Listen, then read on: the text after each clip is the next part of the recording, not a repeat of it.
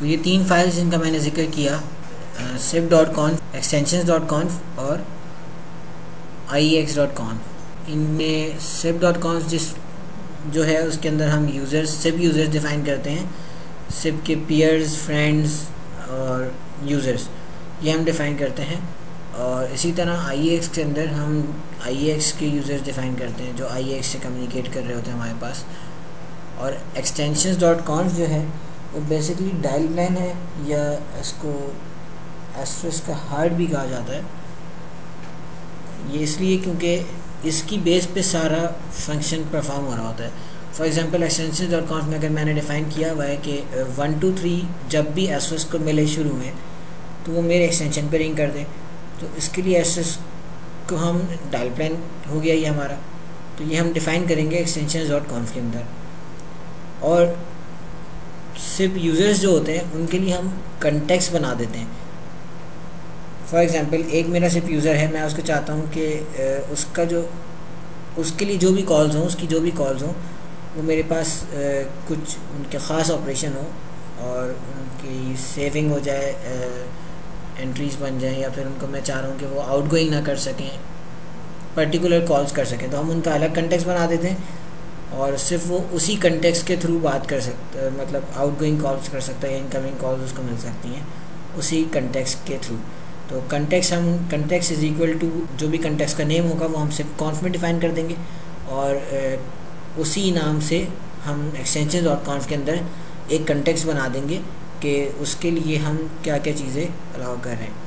तो उसका पैटर्न होगा, फॉर एग्ज़ाम्पल उसको आउटगोइंग करनी है तो डायल कर दे, जिस तरह के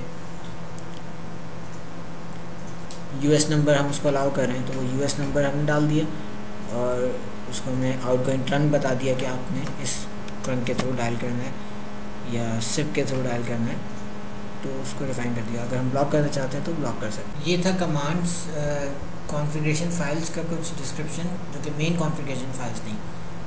अब देखते हैं कि एस्ट्रिस्क को स्टार्ट किस तरह किया जाता है। safe_asterisk कमांड या सर्विस asterisk स्टार्ट लिख के आप स्टार्ट कर सकते हैं, और इसी तरह स्टॉप भी कर सकते हैं। और अगर आपके पास पहले से कोई एस्ट्रिस्क चल रहा है, आप उसको कनेक्ट करना है, तो आप *r या *vvr या rvv करके भी कनेक्ट कर सकते हैं ताकि उसमें वर्बोसिटी ऐड हो जाए। कंसोल कुछ एस्ट्रिस्क का इस तरह से होता है जैसा आप देख रहे हैं। CLI इसकी जो बेसिक कमांड्स हैं वो हेल्प, रीलोड, स्टॉप, एग्जिट, इस तरह। अगर हमें चैनल्स देखने हैं वो भी हम आगे जाके देखते हैं कि हम किस तरह से यूज़ करते हैं। एक इसकी कॉन्फ़िगरेशन फाइल है manager.conf। इसमें एक API है जिसके थ्रू हम एक्सटर्नल प्रोग्राम्स कम्युनिकेट कर सकते हैं एस्ट्रिस्क से, और एस्ट्रिस्क को कंट्रोल कर सकते हैं। एक्सटर्नल प्रोग्राम्स मतलब वेब सर्वर, हम उनको अगर CLI एक्सेस देना चाहें, जिस तरह जो एस्ट्रिस्क का एक GUI वर्जन है asterisk now, that is very easy, और आप उसको इंस्टॉल करके पहले आप उसको भी चला सकते हैं ताकि आपको मालूम हो कि वो चलता कैसे है। तो उसकी सारी कॉन्फ़िगरेशन ऑटोमेटिकली होती हैं, लिनक्स भी ऑटोमेटिकली इंस्टॉल हो जाती है और एस्ट्रिस्क भी चल जाता है। तो आप वेब पर उसको मैनेज कर सकते हैं कि वो किस तरह से आपने उसका डायल प्लान डिफ़ाइन करना, और डायल प्लान की आप फाइल्स भी देख सकते हैं। ये manager.conf के थ्रू चल रहा होता है। देन हमारे पास है cdr_custom.conf। ये बेसिकली जो CDR कॉल डिटेल रिकॉर्ड्स होते हैं, हमारे जितने भी एस्ट्रिस्क में कॉल्स आएंगी जाएंगी वो सारी CDR के अंदर रिकॉर्ड हो रही होती हैं। तो हम इसको कस्टम भी कर सकते हैं कि हमें जो कॉल्स रिकॉर्ड करनी है, सारी चीज़ आप देख रहे हैं इसके अंदर।